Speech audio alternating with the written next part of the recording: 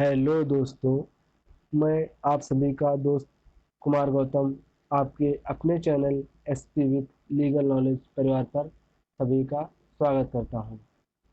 हम बात करेंगे आज legal ethics accountability for lawyers and bench bar relations की। यह अधिनियम अधिवक्ताओं की शक्तियों, कृत्यों और उनके द्वारा प्राप्त अधिकारों के बारे में बताता है। इसमें बार और बेंच के रिलेशंस के बीच संबंधों को भी बताता है। यह अधिनियम LLB, BLLB, APO and judiciary से संबंधित बहुत से एग्जामों में ऑब्जेक्टिव टाइप क्वेश्चंस पूछे जाते हैं। इस पर्पज से हमारा यह वीडियो होगा। यदि आप हमारे channel SP with legal knowledge परिवार पर पहली बार आए हैं तो चैनल को सब्सक्राइब कर लें, बेल आइकन ऑन कर लें ताकि हर नोटिफिकेशन आप तक पहुंच सके। आइए हम अपने पॉइंट्स की तरफ बढ़ते हैं। पॉइंट्स पहले हम बात करेंगे अधिवक्ता अधिनियम 1961 के कुछ महत्वपूर्ण तथ्यों के बारे में। अधिवक्ता अधिनियम 1961 को मई 1961 में राष्ट्रपति द्वारा पास किया गया। अधिवक्ता अधिनियम का क्रमांक संख्या 25 है। अधिवक्ता अधिनियम को भारत के गणराज्य के 12 वर्षों के बाद संसद द्वारा अधिनियमित किया गया। अधिवक्ता अधिनियम में कुल 7 अध्याय और कुल 60 धाराएं हैं। इसमें एक अनुसूची है जो कि अधिनियमों का निरसन के बारे में बताती है। विधिक व्यवसायियों से संबंधित विधि का संशोधन और समेकन करने के लिए विधिक परिषद और अखिल भारतीय विधिक परिषद का गठन हेतु बंद करने के लिए अधिनियम को लाया गया।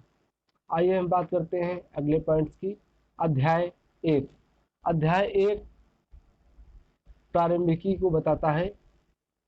अध्याय 1 की धारा 1 संक्षिप्त नाम, विस्तार और प्रारंभ को बताती है। संक्षिप्त नाम अधिवक्ता अधिनियम 1961 के नाम से जाना जाएगा। इसका विस्तार संपूर्ण भारत पर है। इसका प्रारंभ 19 मई 1961 से पूरे देश में लागू किया गया। धारा 2 परिभाषाओं को बताती है। अधिवक्ता अधिनियम के किसी भी नियमावली में दर्ज अधिवक्ता अभिप्रेत है। विधिक परिषद से अधिनियम के अधीन गठित विधिक परिषद अभिप्रेत है। भारतीय विधिक परिषद अधिनियम की धारा 4 के अधीन गठित विधिक परिषद अभिप्रेत है। विधिक स्नातक भारत के विधि द्वारा स्थापित किसी विश्वविद्यालय से विधि में स्नातक की उपाधि प्राप्त किया हुआ विधि स्नातक कहलाएगा। धारा 3 में राज्य विधिक परिषद के गठन का प्रावधान किया गया है। आइए हम बात करते हैं अगले पॉइंट्स की। अगला पॉइंट्स हमारा है अध्याय 2। अध्याय 2 हमारा कहता है कि विधिक परिषद। अध्याय 2 की धारा 3 भारत के प्रत्येक राज्य में उस राज्य के नाम से एक विधिक परिषद होगी। यह धारा 3 कहती है। प्रत्येक राज्य विधिक परिषद में एक अध्यक्ष और एक उपाध्यक्ष होगा। उसे विधिक परिषद द्वारा निर्वाचित किया जाएगा जैसा अधिवक्ता अधिनियम में वर्णित है। कोई अधिवक्ता किसी निर्वाचन में मतदान देने या किसी राज्य विधिक परिषद के रूप में चुने जाने के आहर्त नहीं होगा जब तक वह भारतीय विधिक परिषद द्वारा बनाए गए नियमों व शर्तों को पूरा न करता हो। आइए हम बात करते हैं अध्याय 4 की। अध्याय 4 हमारा बताता है कि भारतीय विधिक परिषद भारत का महान्यायवादी भारतीय विधिक परिषद का पदेन सदस्य होगा। भारत का महा सॉलिसिटर जनरल पदेन सदस्य होगा। प्रत्येक राज्य विधिक परिषद द्वारा अपने सदस्यों में से निर्वाचित सदस्य विधिक परिषद के सदस्य का कार्यकाल उस तिथि से 2 वर्ष तक की होगा। आइए हम बात करते हैं धारा 5 की, विधिक परिषद का नियमित निकाय होना। प्रत्येक विधिक परिषद अपने नाम से शाश्वत व जंगम संपत्ति धारण कर सकती है, उसे संविदा करने की भी शक्तियाँ प्राप्त हैं। आइए हम बात करते हैं धारा 6 की। धारा 6 हमारा कहता है कि राज्य बार काउंसिल के कार्यों के बारे में बताती है। अपनी नियमावली में अधिवक्ताओं के रूप में व्यक्तियों की प्रविष्टि करना एवं ऐसे नामावली तैयार करना और बनाना, अपनी नामावली के अधिवक्ताओं के अधिकारों, विशेषाधिकारों और हितों की रक्षा करना, अपने सदस्यों के निर्वाचन की व्यवस्था करना, बार एसोसिएशन या बार काउंसिल के सभी कार्यों का पालन करना। आइए हम बात करते हैं अध्याय धारा 7 की। धारा 7 हमारा कहता है कि भारतीय विधिक परिषद के कार्य, अधिवक्ता के आचार और शिष्टाचार के मानक तय करना, अनुशासन समिति द्वारा अनुशासन प्रक्रिया को निर्धारित करना, अधिवक्ताओं के अधिकारों और विशेषाधिकारों की रक्षा करना, भारत के विश्वविद्यालयों के लिए विधि शिक्षा के मानक तय करना, विहित रीति से निर्धनों को निःशुल्क विधिक सहायता प्रदान कराना, विधिक परिषद के निधि का प्रबंधन और उसका विनिधान करना, अपने सदस्यों के निर्वाचन की व्यवस्था करना, विधिक पुस्तकालय की व्यवस्था करना। आइए हम बात करते हैं धारा 8 की। धारा 7 की। धारा 7 का कहता है कि अंतर्राष्ट्रीय निकायों की सदस्यता, भारतीय विधिक परिषद विधिक निकायों जैसे इंटरनेशनल बार एसोसिएशन या इंटरनेशनल लीगल एंड एसोसिएशन की सदस्य बन सकता है। धारा 8 कहती है कि राज्य विधिक परिषद के सदस्यों की पदावधि क्या होगी।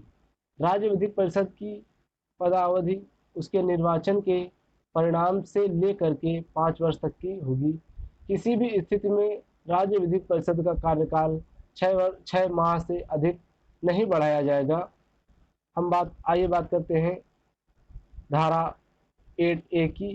धारा 8A हमारा कहता है कि निर्वाचन के अभाव में विशेष समिति का गठन।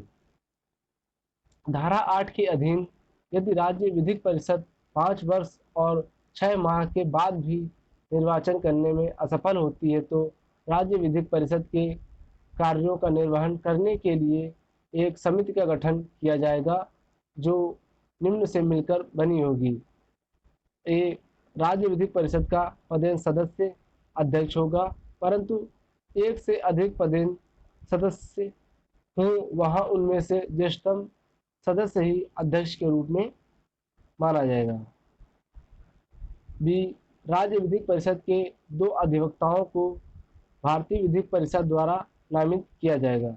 आइए हम बात करते हैं धारा 9 की। धारा 9 हमारा कहता है कि अनुशासन समिति। अनुशासन समिति में 3 सदस्य होंगे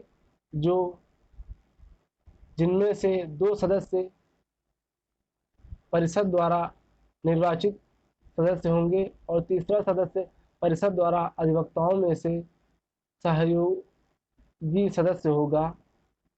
किसी अनुशासन समिति के ज्येष्ठतम अधिवक्ता उसका अध्यक्ष होगा। धारा 9A कहती है कि विधिक सहायता समिति का गठन। विधिक परिषद एक या एक से अधिक विधिक सहायता समिति का गठन कर सकती है। प्रत्येक समिति में एक अधिक से अधिक 9 सदस्य और कम से कम 5 सदस्य होंगे।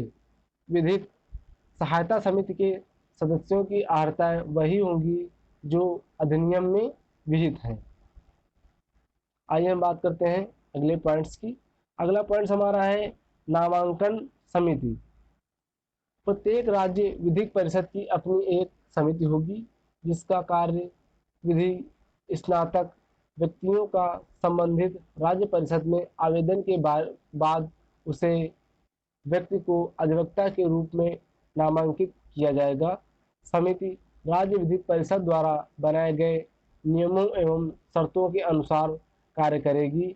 यदि किसी व्यक्ति ने भ्रामक तथ्य प्रदर्शित किया है और धोखे से समिति में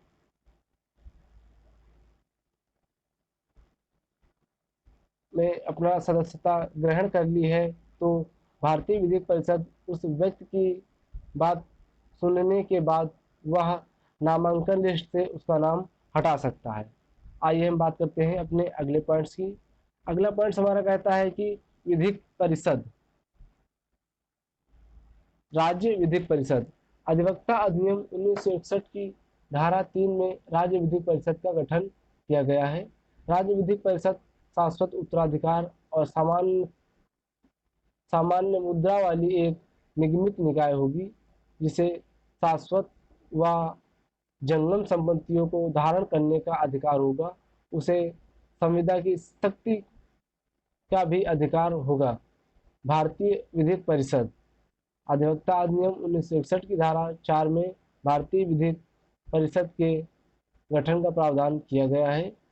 धारा 4(1) के अनुसार भारतीय विधिक परिषद में निम्न सदस्य होंगे: ए, भारत